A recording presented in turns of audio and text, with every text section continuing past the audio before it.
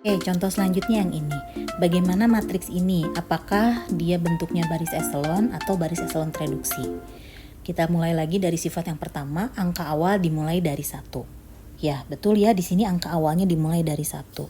Bu, ini ada nilai 0. Berarti kan di sini kalian lihat lagi, unsur tak 0 pertama ya itu harus 1. Oke, jadi 0 itu tidak dihitung gitu. Anggapnya 0 itu tidak dihitung. Oke, berarti yang kita hitung adalah yang satunya. Betul ya, ini 1. Lalu seterusnya, yang baris kedua juga 1 dimulainya. Baris ketiga 0 semua, baris keempat 0 semua. Oke, berarti syarat 1 terpenuhi. Lanjut ke sifat yang kedua. Jika baris berisi 0 semua ditempatkan di akhir. Ini berisi 0, ada 2 nih. Yang ini dan yang ini. Ya, ditempatkan di akhir. Betul, syarat 2 terpenuhi. Kemudian syarat ketiga sekarang. Semakin ke bawah nilai 1 utama semakin ke kanan. Semakin ke kanan ya. Kan biasanya ditempatkannya di sini nih 1 utamanya. Nah, itu bagaimana? Itu juga tidak masalah. Yang penting satunya itu semakin ke kanan. Ya. Ini kan yang di awal satunya di sebelah sini, kemudian ini sebelah sini gitu. Nah, jadi nanti kalau mau ada satu lagi harus di sebelah sini gitu ya, itu semakin ke kanan nilai satunya. Maka syarat 3 terpenuhi. Lalu sekarang syarat yang keempat, kita lihat kolom. Kolom yang punya 1 utama, nilai lainnya adalah 0. Tandai yang punya 1 utama. Ini 1 utama dan ini 1 utama. Lihat, perhatikan kolom-kolom isi-isi yang lainnya di kolom tersebut nilainya 0 tidak. Ternyata 0 ya. Berarti 1, 2, 3, 4 terpenuhi. 1, 2, 3, 4 terpenuhi, maka dia dinamakan baris eselon tereduksi. Oke, paham ya? Sudah mulai paham ya? Sekarang tadi sudah ada 3 contoh. Kita coba lagi contoh selanjutnya. Dilanjutkan nomor 4, contoh nomor 4. Saya punya matriks seperti ini, apakah dia bentuknya baris eselon atau baris eselon reduksi? Balik lagi dari sifat nomor 1, angka awal dimulai dari 1.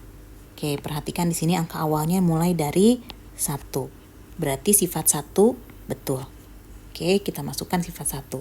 Jika ada baris berisi 0 semua, tempatkan di akhir. Ini tidak ada barisnya, ya, yang berisi 0 semua, maka yang nomor 2 kita bisa skip. Oke, lanjutkan ke sifat yang nomor 3. Semakin ke bawah nilai 1 utama semakin ke kanan. Lihat yang di nomor 3, ternyata semakin ke bawah dia malah semakin ke kiri. Ya kan harusnya kan semakin ke kanan, ke sebelah sini. Nih ternyata dia malah semakin ke kiri.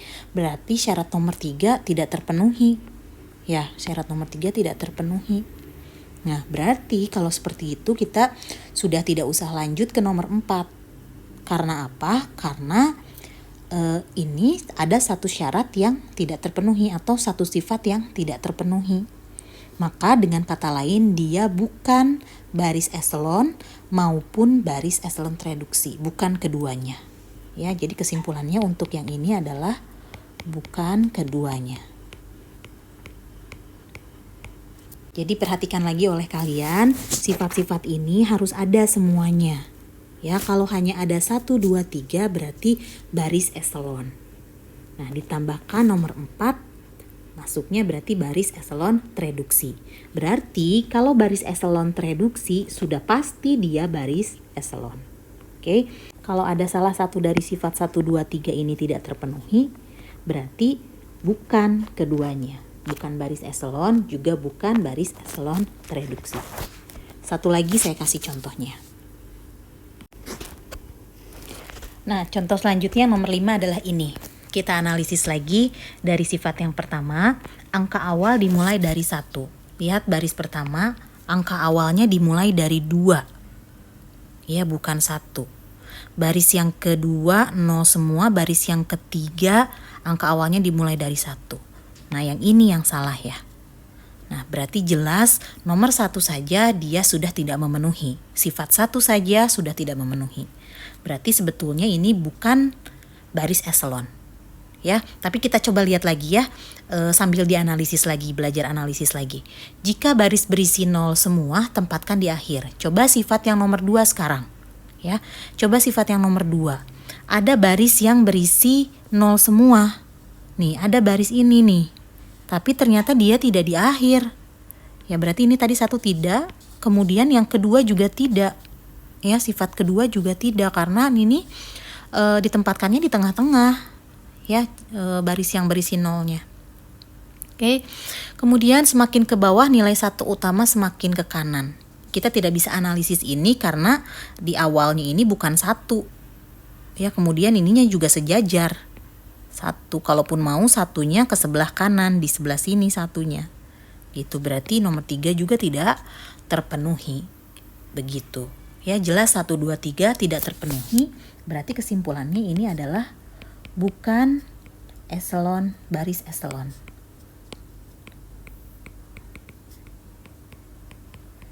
Kalau bukan baris eselon, pasti juga bukan baris eselon tereduksi.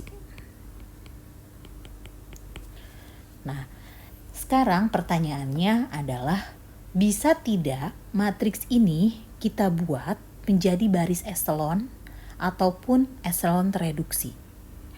Pertanyaannya adalah itu. Ini kan tadi matriks ini kan bukan keduanya ya. Nah, kita bisa membuat matriks ini menjadi baris eselon dan baris eselon tereduksi. Dengan cara apa? Dengan cara operasi baris elementer. Dengan cara OBE itu. Nah, untuk mengetahui bagaimana cara agar matriks tersebut bisa menjadi baris eselon dan eselon tereduksi, saya akan buatkan di video selanjutnya. Untuk kali ini, videonya saya cukupkan sampai sini dulu ya. Jangan lupa like, komen, dan subscribe. Assalamualaikum.